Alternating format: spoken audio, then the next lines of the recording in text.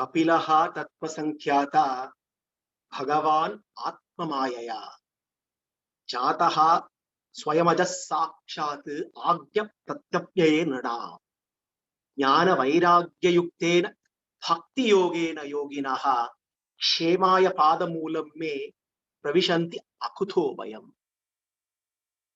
Jnana Vairagya Yuktena Bhakti Yogena Yoginaha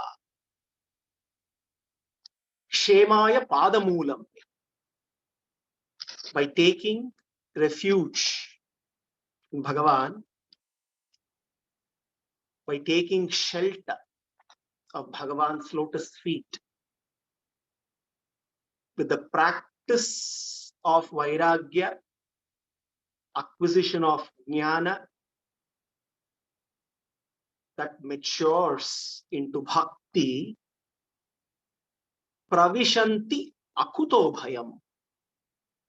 One enters his abode where there is no fear. The very crux of Kapila's Sandesha. Pravishanti Akuto Bhayam.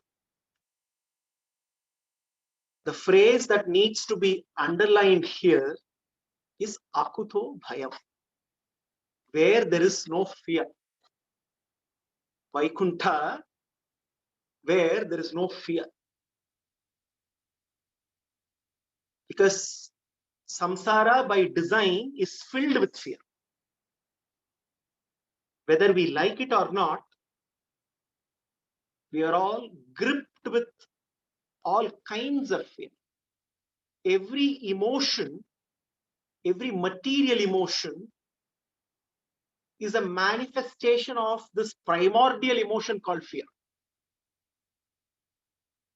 And this primordial emotion called fear is caused by ignorance.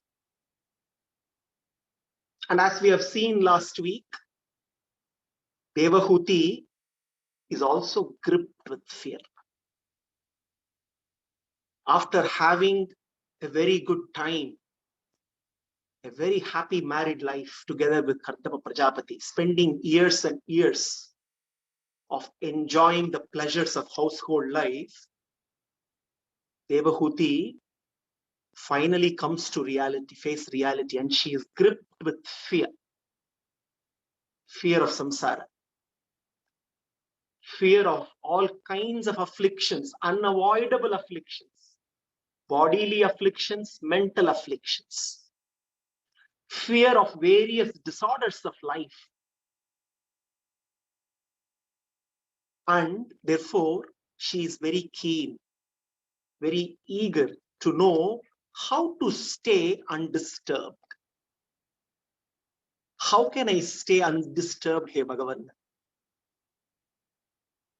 How can I face this fragile life? How can I endure the pains and pleasures with equanimity? And how do I eventually attain it?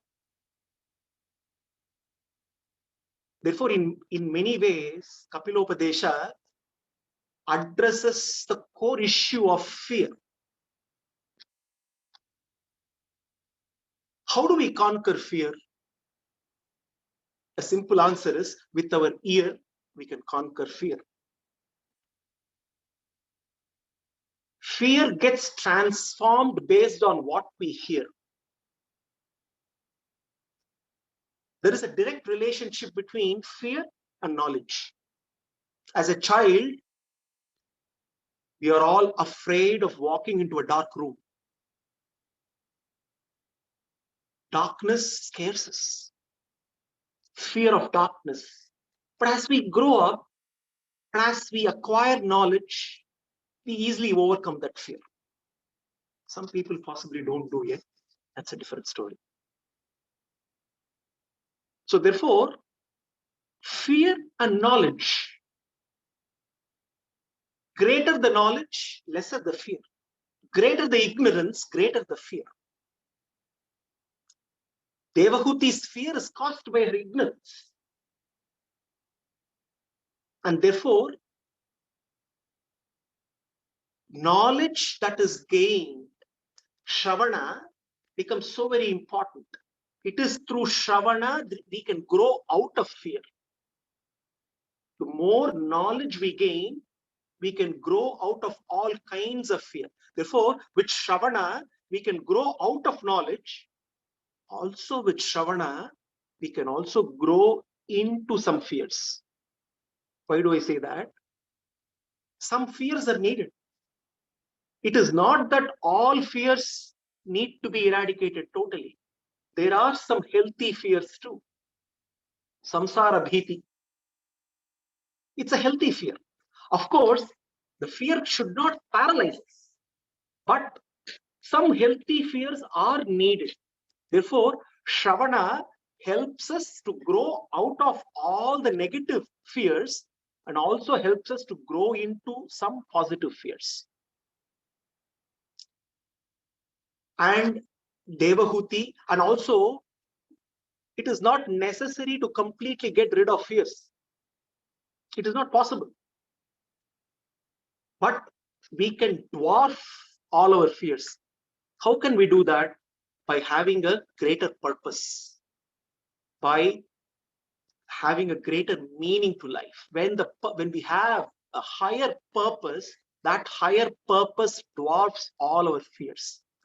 And Devahuti has now realized the higher purpose of life.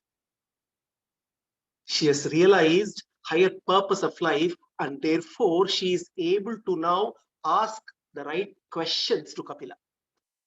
It is also important to ask the right questions, to make use of the opportunity. Now, it seems there was this old lady who was walking in a forest carrying a huge load, a baggage of wood, struggling to carry it. And as she walked along, struggling to carry, she slipped and she fell. Desperately, she was seeking for help. Who can help me? Who can help me? And then she called out, "Hey Krishna, can you please help me?" Krishna rushed to the scene and asked her, "What do you want?" And this old lady looked at Krishna, said, "Krishna, can you help with this baggage? Can you keep it back on my head so that I can carry it?" Foolishness. Krishna is very much there in front of her and she doesn't even know what to ask for. Luckily for Devahuti, she understood the purpose of life and therefore she also started asking the right questions to Kapila. And that is how Kapila began his exposition on Sankhya, the philosophy of Sankhya. Kapilaha Tattva Sankhyata. Tattva Sankhyata, we saw last week. He is the enumerator of Sankhya philosophy.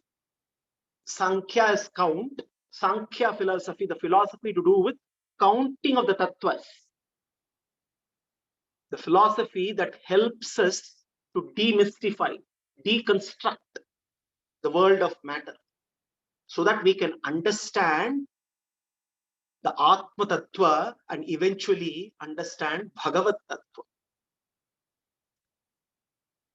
Now, there are two schools which question the role of matter, Prakriti. On the one hand, we have those who question. There is a philosophy which questions, which says matter doesn't matter. Matter, Prakriti, doesn't matter. And there is another school, diametrically opposite. Matter alone matters. Everything to do with life and living is matter.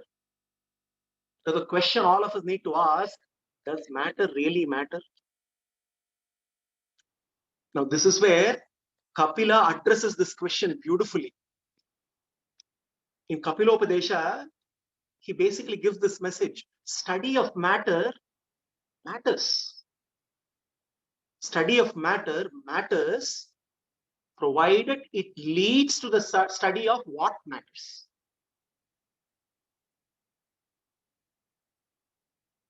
After a long time, we've all assembled in-house. So it may be a little uncomfortable to concentrate. So therefore, we need to have some way of getting your concentration. Therefore, let's, it may seem a little confusing, but this is very profound. Study of matter matters as long as it leads to study of what matters. What matters in life? What is the purpose of life? What is the meaning of life? What leads to fulfillment in life? So the question all of us have is, how can we stay in the world of matter here, Prakriti, and focus on what really matters? How can we do that? While staying in the world of matter, is it possible for us to focus on what matters? Kapila's answer is yes, it is possible, provided we realize that the matter points to certain matters which really matter more than matter.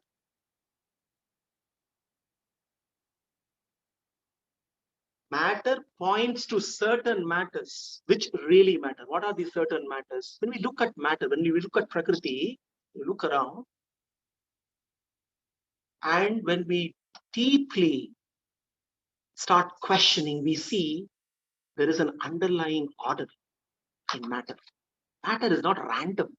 This Prakriti, this world, this universe made of matter has a divine order. There is a design. We see actions and consequences. There seems to be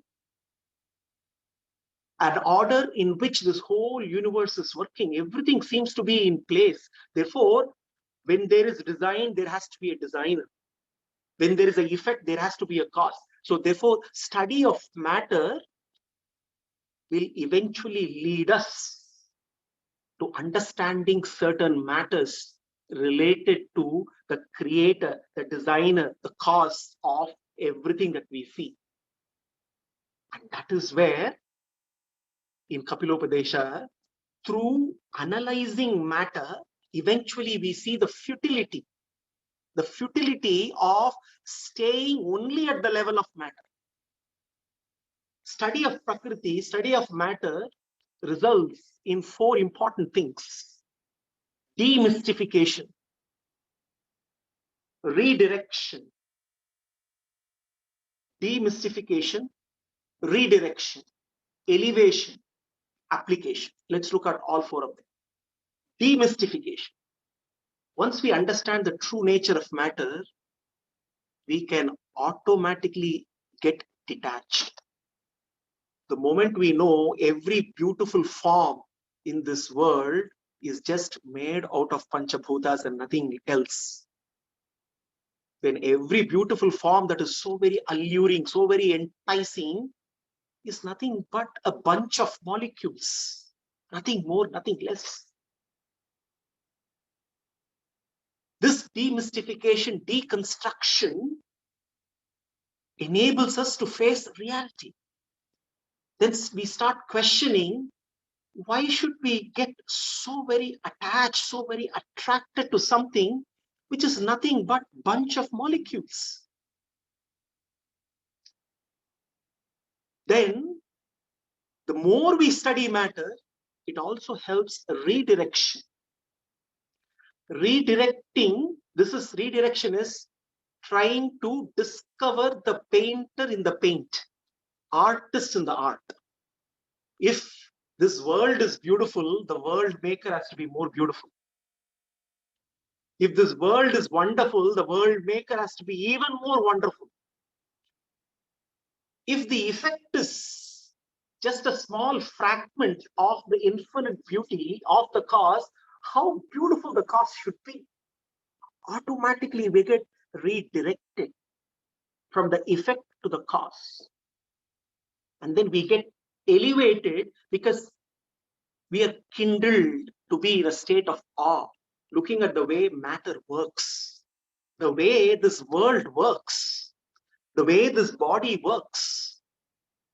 The more we start contemplating on even simple things, the blossoming of a flower, a sunrise, a sunset, every movement in this universe, every simple thing, the mechanics, the engineering, everything kindles a sense of wonder in us. And this sense of wonder enables growth of bhakti. So it elevates.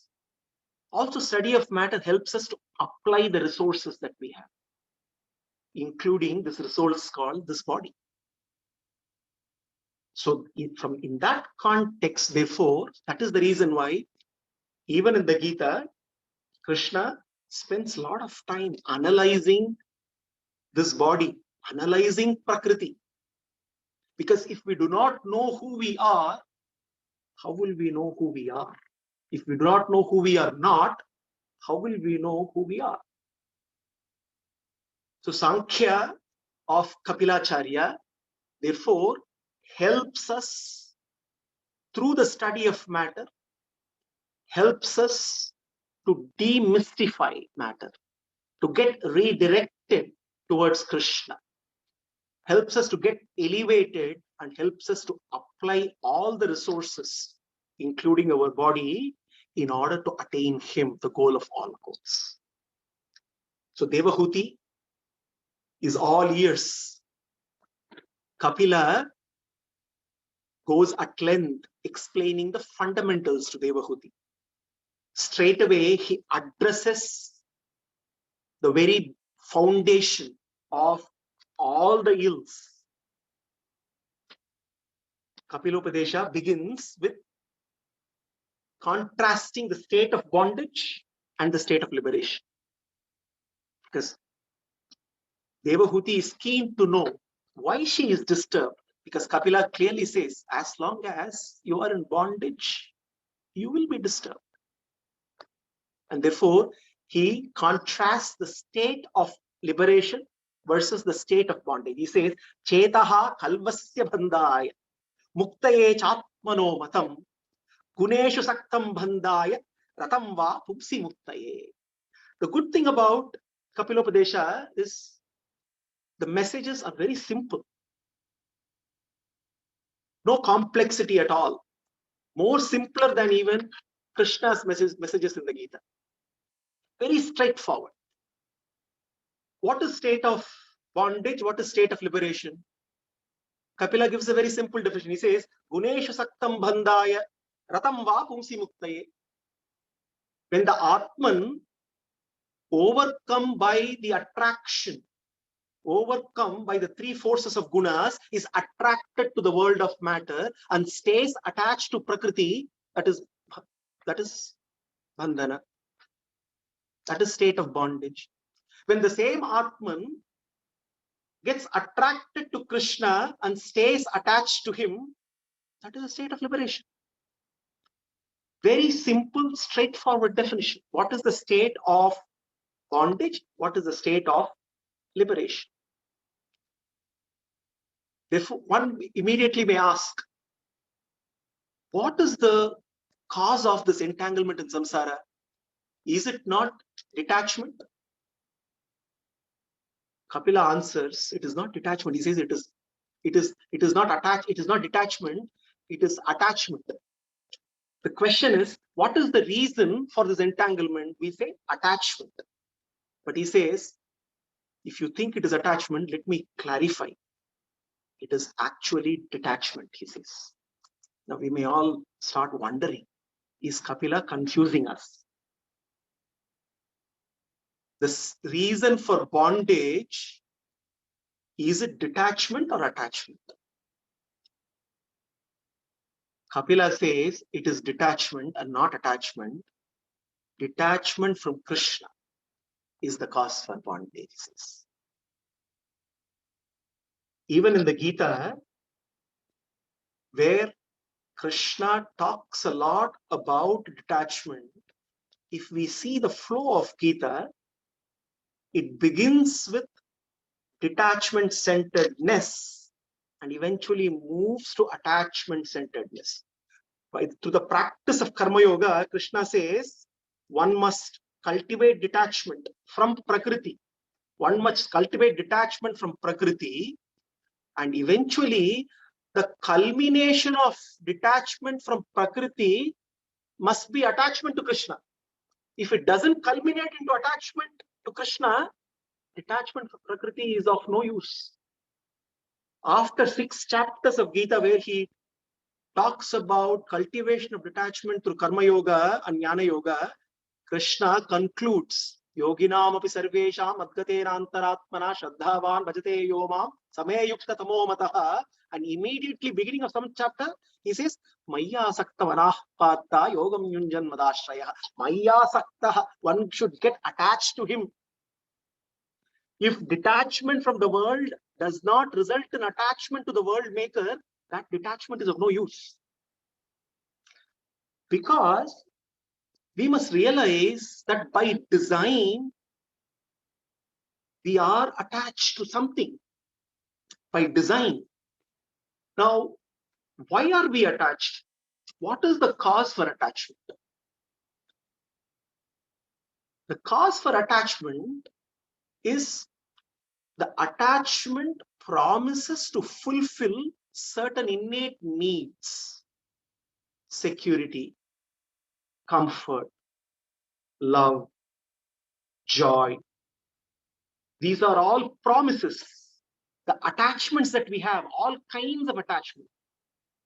If we analyze the kind of attachments we have, whether it is animate or inanimate, doesn't matter. Any attachment, I wouldn't say fulfills, promises to fulfill one of these: security, comfort, joy, love. Only when we start questioning whether that object, whether that attachment really fulfills these, we start getting answers. But we don't question. The moment we question, we start getting answers. Therefore, Kapila here very clearly says, attachment is natural. Attachment is natural as long as we are attached to matter, we are in a state of bondage.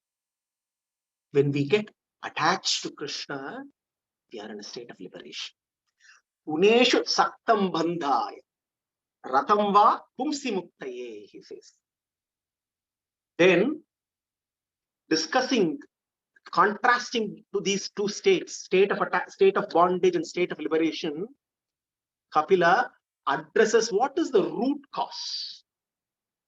What is the root cause? Aham mamabi manothaihi kama lobadibhir malaihi vitam yada anashuddham adukkam asukham samam. Adukkam asukham samam. Now, in this, there are two key topics that Kapila addresses: the root cause of all the ills of samsara and the root to the cause. R-O-U-T, root to the cause. The root, what is the root cause? Aham mamabhi manottaihi kama lobadibir malaihi. The root cause, Kapila says, of all the ills of samsara is misidentification. Misidentification, very simple. Misidentification. I misidentify myself.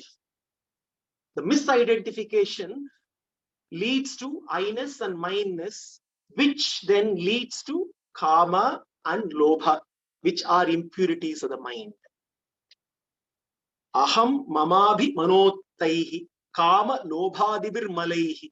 Only when the mind is purified, only the mind, vitam yada manashuddham. Only when the mind is purified. What is purification of mind? Purification of mind is as simple as overcoming kama and lobha. Adukkam asukham samam. Adukkam asukam samam, which is transcending happiness and distress. Now, while we stay, while we are in samsara, until the moment of liberation, how do we continue enduring the dualities, enduring the fragility of life? Adukkam asukam samam, how to have equanimity of mind. That is only possible, Kapila says, when we understand the root cause, misidentification. So this misidentification, identity is so very important. It is our identity that determines our activities. It is our identity that shapes our destiny. As long as we're in a state of misidentification, we are always in a state of distress. Our identity determines our activities and shapes our destiny. Let's understand this a little bit more. If I identify myself as the body, if I identify I am the body and not the Atman, if my identity is my body, then all my activities will be driven by sense gratification alone. And my destiny, when I'm driven only by sense gratification, all the time my activities are around material accumulation. And I'm dreaming all the time of possessions. And my destiny is all about more and more possessions. And at the time of death, my destiny is extermination. Because I could only dream of possessions, but everything gets taken away at the time of death. Now, on the other hand, if I identify myself correctly, not as the body, as the Atman, then all my activities are not centered around sense gratifications.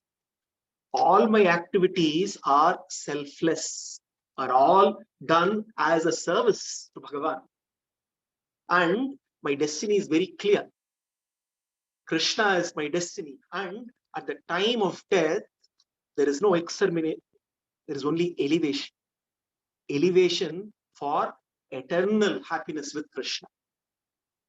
So therefore, this identification becomes very, very important. The root cause, Kapila says, of all the ills is misidentification. When I misidentify myself, that misidentification causes impurities in my mind.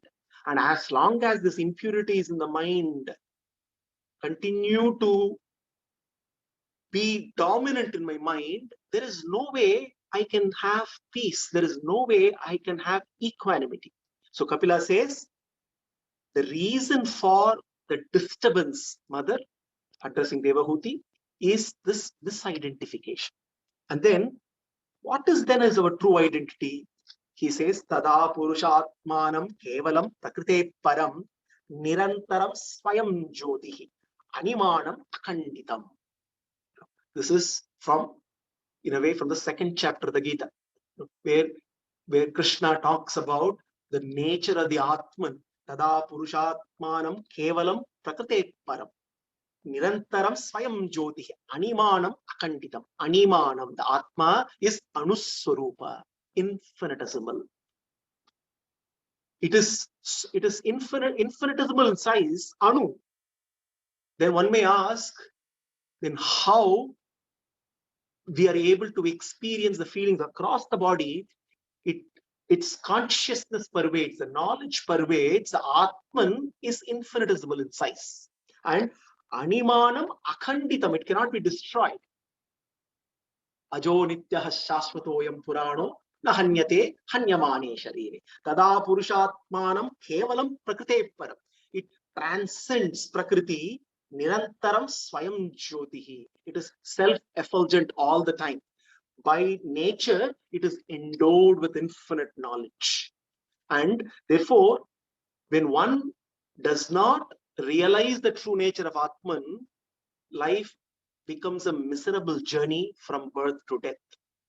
When one recognizes the true nature of the Atman, the same life becomes a glorious journey from incompleteness to completeness, from mortality to immortality. So here, Kapila therefore is saying, Devahuti, realize your true nature. And with that above realization, what happens? Jnana vairagya yuktena bhakti yuktena chatmana paripashyati udasinam prakritim cha hataujasam. He says, he answers the question of Devahuti. Devahuti says, how can I stay undisturbed? I am being enforced. I am being, the power around me. Prakriti seems to have a lot of power over me, a lot of influence over me. How can I resist the temptations around? How can I resist the power of this Prakriti? He says, Prakritim cha hataujasam. How can you make Prakriti less powerful? Reduce the influence of Prakriti on you. So when somebody is physically weak, automatically one is susceptible to all kinds of germs, all kinds of contaminations around. One is physically, once immunity is less, physical immunity is less, automatically one is susceptible to all kinds of germs. Similarly, when one is spiritually weak, one is susceptible to the germs, the three gunas of Prakriti. So therefore, the answer is to become spiritually strong in order to make Prakriti less powerful, decrease the influence of Prakriti. He says, Jnana vairagya yuktena bhakti yuktena chatmana paripashyati udasinam. He uses a beautiful word, paripashyati. One develops an expansive perspective. Jnana vairagya yuktena, by acquisition of right knowledge, by cultivating vairagya and bhakti yuktena chatmana paripashyati, one develops an expansive perspective. What kind of perspective it is? One starts to understand that the world is subject to change. One of the biggest problems that we have is resistance to change. Throughout our lives, if there is one thing we consistently do, we resist change, all kinds of change, knowing fully well that this body is changing every minute. We keep dreaming of changelessness in the body, and we resist until we are possibly in the late 60s, when nothing can be done to disguise these changes. Until then, something or the other, use all kinds of technology, all kinds of things to somehow mask. Now this resistance to change is something because of our wrong perspective of this life. And here Kapila says, Jnana vairagya yuktena bhakti yuktena chatmana paripashyanti. With that expansive perspective, one will start understanding that this world of matter, including this body, which is made up of matter, always is subject to change. Everything keeps changing, but at the core, I am changeless. Underlying all these changes that are happening, the underlying reality is changeless. That perspective helps one to stay calm, composed, and paripashat udasinam. One remains a witness. Udasinaha. Changes keep happening, events keep unfolding. One stays a witness, accepting everything as it unfolds, knowing everything happens as it should happen. And prakritim cha hataujasam. Then Prakriti will not be anymore be able to influence one's actions, influence one's thought processes. When we need to grow strong physically, we focus on two things: nutrition and exercise. Good nutrition is important for physical strength, and exercise as well is important. Same is applicable to spiritual strength as well. Nutrition, shravanam, mananam, Nididhyasanam. All these are nutrition, spiritual nutrition. What is spiritual exercise? Spiritual exercise is having a higher cause. A higher cause. A goal which is larger than our own self. And what is the goal of all goals? Bhagavan himself. So therefore, spiritual exercise is to do all activities only for his sake, only to please him and please him alone.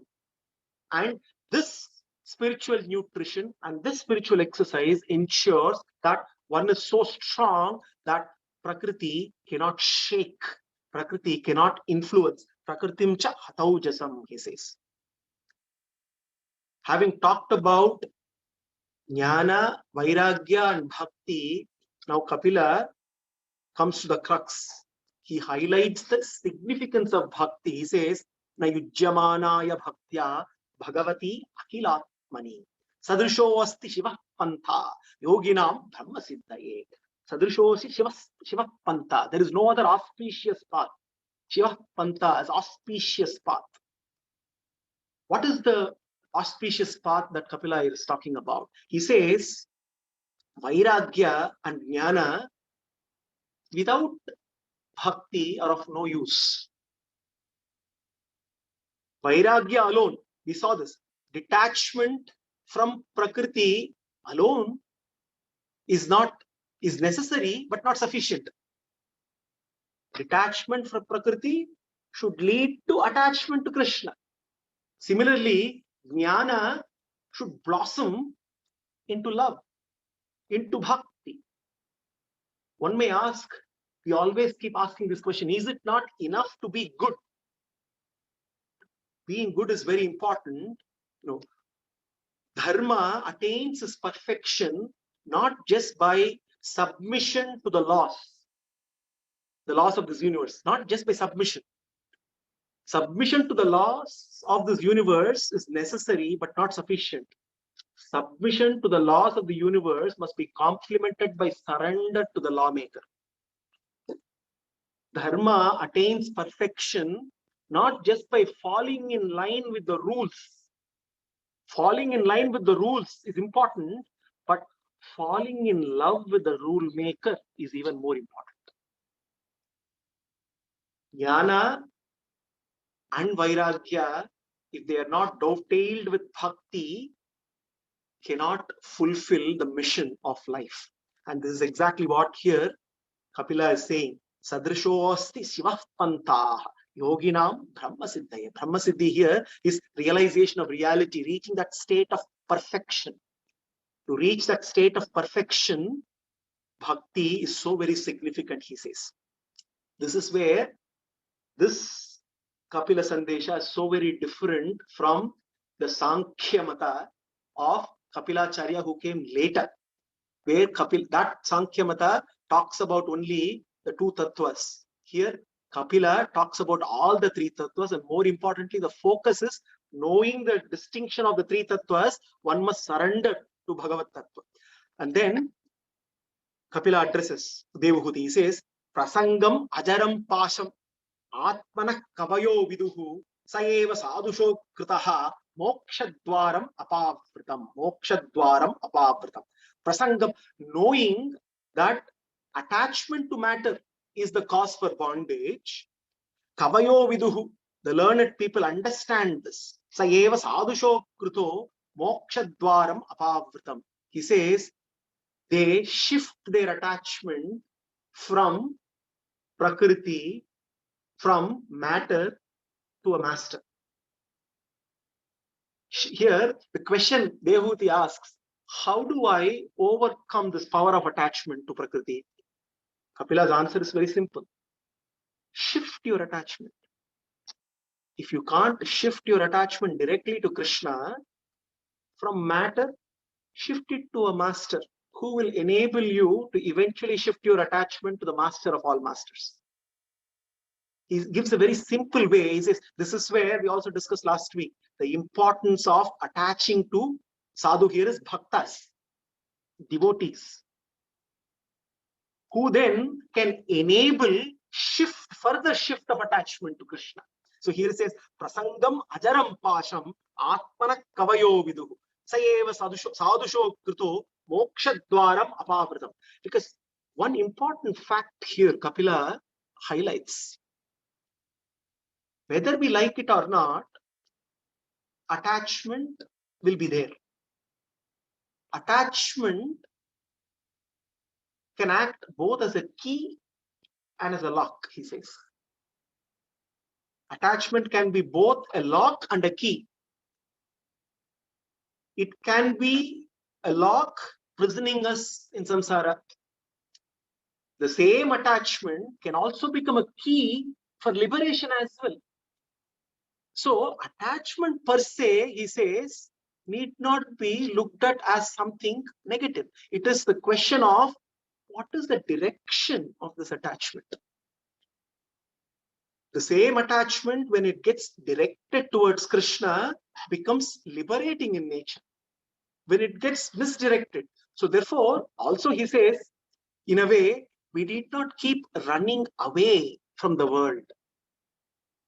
Running away from the world is no answer. Because many a times, we may think the only way to overcome attachments, overcome temptations is to run away from temptations.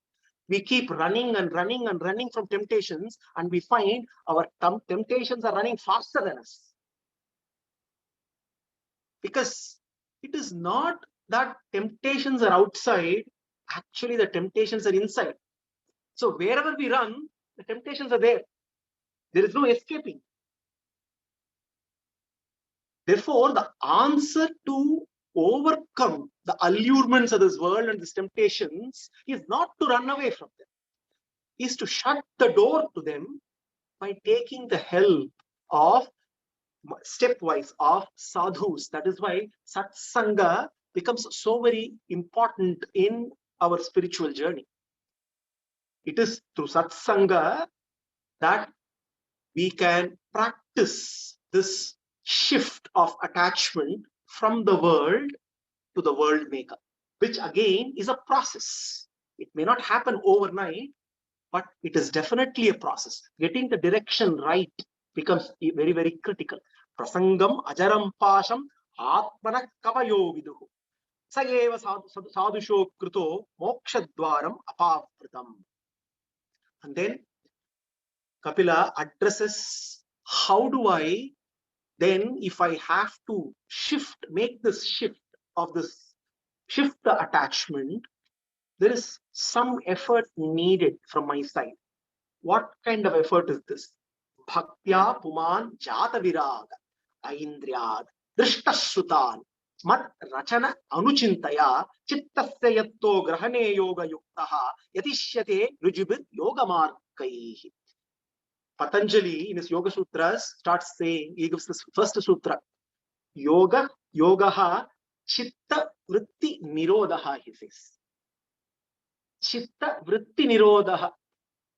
Chitta is the memory chip in our mind, in which all the vasanas are very carefully stored. And these vasanas, all the negative vasanas, they need to be cleaned, they need to be removed. Cleansing needs to happen. And therefore here, Kapila says, if we just try to do cleansing of our chitta, we will fail. It is just not just about managing garbage in the mind. Managing garbage in the mind, as we keep moving garbage out, if garbage keeps coming in, where do we ever stop? After a while, we just give up. So therefore, managing this garbage in the mind has to be addressed at various levels. One is attempt to remove the existing garbage, which is not going to be easy because this is the garbage that we dutifully collected over several lifetimes, collected and preserved them. So therefore, it's not going to be easy. So therefore, now it is also important to focus on the intake that comes into the mind. also focus on not only the intake, what we dwell on and what we turn away from. So all these becomes very important. This is where Kapila very clearly says the best way to remove this garbage, to do the cleansing, is focus on inviting Krishna into your mind. And Krishna doesn't mind our garbage, luckily for us. He is so very compassionate. He is ready to come and sit in our own garbage bin. Now imagine Bhagavan's compassion. And the moment he walks in, the cleansing process starts. So that's why he says, Mat Rachana Anuchintaya, he says. You need to start by contemplating on Bhagavan's cheshtitas, his avataras, his glories. Anuchintaya. Keep contemplating on them, and that is the only way this garbage can be cleansed. Otherwise, there is no other way, he says.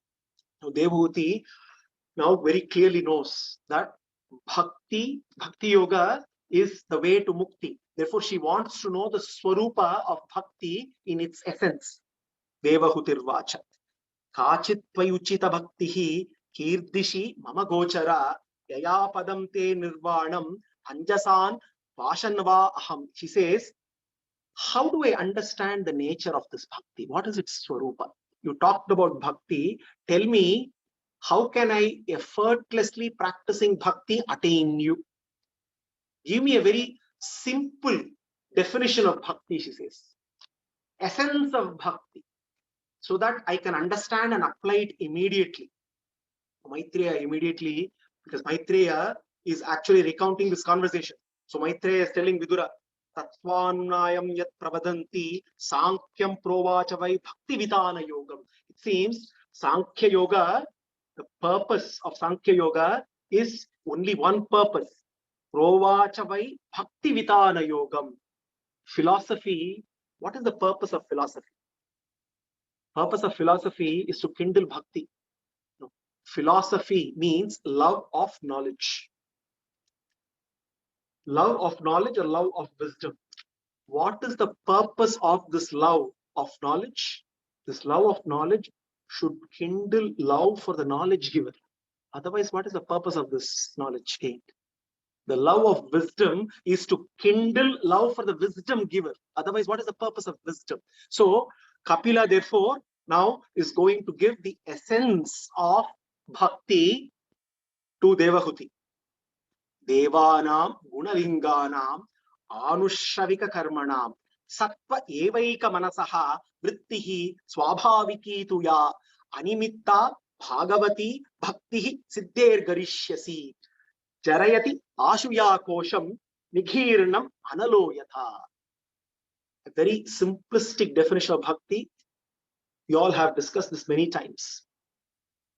What Kapila is talking about here, Devahuti, as a human, you are very special.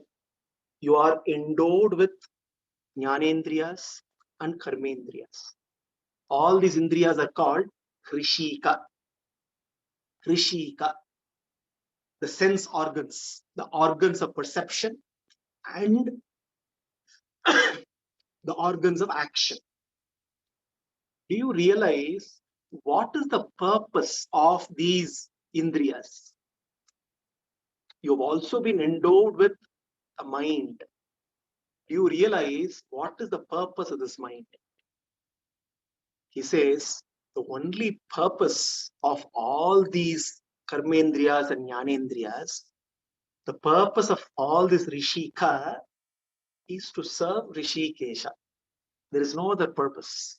You have been gifted with these karmendriyas and jnanendriyas only for one purpose, to deploy them, to use them in his service. You have been given this unique faculty of intellect, the mind, only to be used for his service. Therefore, offer your mind. So he says, let me tell you what bhakti is all about. In simple terms, in its essence, when you deploy all your karmendriyas, all your jnanendriyas in service of Krishna. When you offer your mind to Krishna, that is bhakti. It is as simple as that, Devahuti. When you offer your mind to Krishna and when you deploy your karmendriyas and jnanendriyas in his service, that alone is bhakti. And he says, when you do that, what happens? He says, Jarayati Ashuya Kosham Nigirnam Analoyata. He says that bhakti will completely burn away all your subtle body, he says. Your Sukshma Sharira gets burned in that fire of bhakti, just like how the Jataragni in our stomach, it digests all the food. The food that is taken goes into the fire in the stomach, which completely burns away, and digestion happens because of that fire. Similarly, this fire of bhakti will completely burn away all your papa karma, all your karmas, punya karma and papa karma. Your sukshma sharira will completely get eradicated. Such is the power of bhakti, he says. He is giving a simple formula here in terms of how to transcend, how to exit the cycle of karma. Because samsara is all about getting stuck in the cycle of karma. Every action that we perform, there is a reaction. Every action has a consequence. Therefore, this samsaric life is filled with actions and reactions. Actions followed by reactions, followed by actions, followed by reactions, and so on. Now, when we look at our actions, what is the motivation for every action that we perform? If we question this, the motivation for every action that we perform can be basically classified into 4 buckets.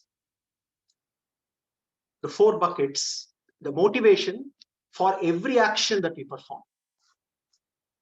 4 buckets, simple, nothing complex about it. Eating, sleeping, defending, bodily pleasures. As simple as that. Every action that we perform, the motivation for that action falls under these 4 buckets. And when we look at this and we say, this is the motivation for all the actions, then these are the same 4 buckets of motivation, which is also applicable to all the animals as well. Eating, sleeping, bodily pleasures, defending. So what is the difference between us humans and animals? The big difference is our capability to have more fulfilling motivations. Motivation for eternal life, motivation for eternal love, which are not possible for animals. Because no animal, there are exceptions, no animals will think of moksha. So therefore, here Kapila is very clearly saying, we are after all conscious beings. That is why what we do are called actions. For unconscious entities, it is only motion, not action. For unconscious entities, when I throw a ball, we don't say the ball is acting, the ball is moving, it's motion. It's an unconscious entity. Whereas when I walk, it is not motion, it is action. There is a motivation. Now, this motivation can be fashioned by me using my willpower. And therefore, when my motivation is spiritual, love for Krishna, eternal love, eternal life, then that motivation will fashion my action in such a way that my life can be action-filled but reaction-free. Action-filled, reaction-free. Every action that I perform based on this higher motivation of love for Krishna will ensure that my actions do not end up with reactions, and therefore I do not accumulate any more karma. And this is the only way to exit the cycle of karma bandhana, he says. He says, that is how he says, Jarayati Ashuya Kosham Nigirnam Analoyata. That is how the fire of bhakti enables in completely eradicating all our karma, the baggage of karma, and helping us to attain liberation. So, as the great Arvar in Mukundamala teaches us the same message, he says, Jihve Hittaya Keshavam, Muraripum Cheto Vajashridaram, Panidvandva Samarcha Achyutakata, Shotradvayam Shunu, Krishna Lokaya Lochanadvayam, Hare Gachangri Yukmalayam, Jigragrana Mukunda Pada Tulasim, Muttannamato. The Kulashekara beautifully gives the same message in terms of how we use every Indriya in his service. And when we do that, Bhakti ensures that all our karma actions that we do become reactionless and enable us to attain moksha. Kapila is further going to continue diving deep into looking at the three gunas, the 24 tattvas, and analyzing them for us to demystify this world of matter. And eventually, he goes into the crux of this, not only this matter, but how this creation happens and the glory of the creator. That we will see in the next session. Until then, Sarvam Sri Krishna.